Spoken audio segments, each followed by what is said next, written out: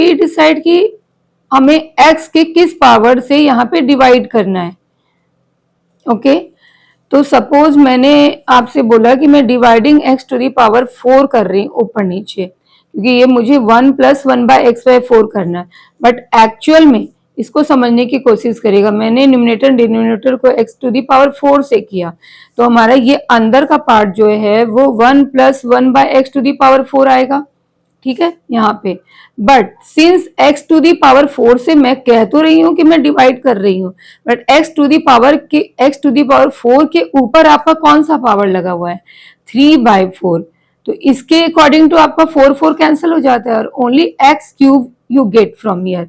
तो एक्चुअल में मैं यहाँ पे x³ से डिवाइड कर रही हूँ। ओके, ये आप स्क्वायर रूट के 3/4 स्क्वायर के अंदर आ रहा है ना, तो x/4 से मैंने यहाँ पे डिवाइड ना करके मैंने x/q से किया है एक्चुअल में, बट इनसाइड हमारा वो x/4 हो जाता है।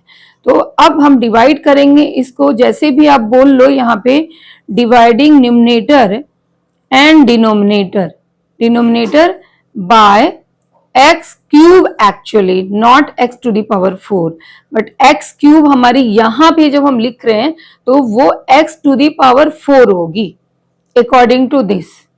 ठीक है, होप कि ये वाला पार्ट आपको क्लियर होगा। अगर ये क्लियर हो जाते हैं तो आपको ये चीजें समझ में आ जाएंगी कि हमने अंदर के लिए x टू दी पावर 4 लिया है, बिकॉज 4 का होल पावर 3/4 क्यूब आता है। ओके, अब चलिए यहाँ पे हमने ऊपर कर दिया 1/x³ और नीचे हमारा x² है, और इसके अंदर हमने x टू दी पावर 4 किया, तो 1 + x टू दी पावर 4 का होल 3/4 आ रहा है।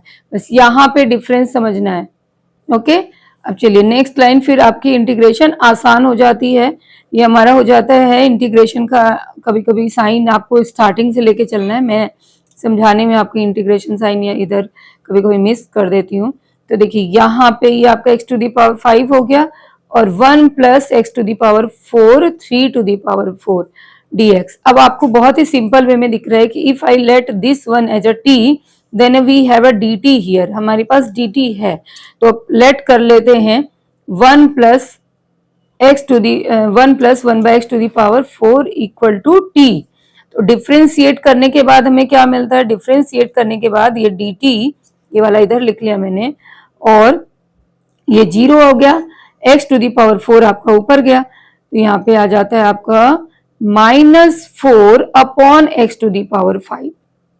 ओके, ये क्लियर है, ये dx, ये डिफ्रेंशिएशन हुआ। तो अब आप यहाँ पे वैल्यू लगा सकते हो, बिकॉज आपका x टू दी पावर 5 है। ओके, तो यहाँ पे i = हमने लिख लिया, -4 को मैं बाहर ले लूंगी, 1/x to the power 5 dx, उसकी जगह dt लिखूंगी, और 1/ इसकी वैल्यू t है, तो t to the power 3/4 and dt। अब ये इंटीग्रेशन आसान हो गया, t टू दी पावर आपका -3/4 किया, +1, इंटीग्रेशन में +1 करते हैं, -3/4 +1, और आप ये बाहर रखो, एंड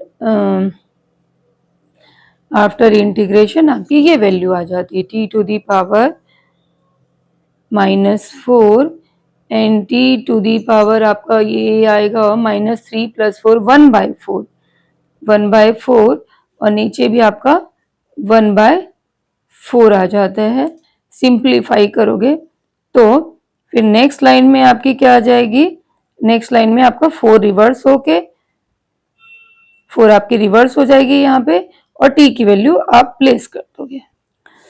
ओके, ये 4 कैंसिल होके आपकी फाइनल वैल्यू ये आ जाती है। अब चलिए नेक्स्ट क्वेश्चन भी आपको थोड़ा ध्यान लगाकर देखना है कि कैसे हमें इंटीग्रेट करना है। 1/x to the power half plus x to the power 1/3। Okay, ये आपको इंटीग्रेट करना है, क्वेश्चन नंबर 5 है ये। अब देखिए यहीं पे हमें ट्रिक यूज करने होते हैं कि किस तरह से हम x की वैल्यू को कन्वर्ट करें जिससे उसके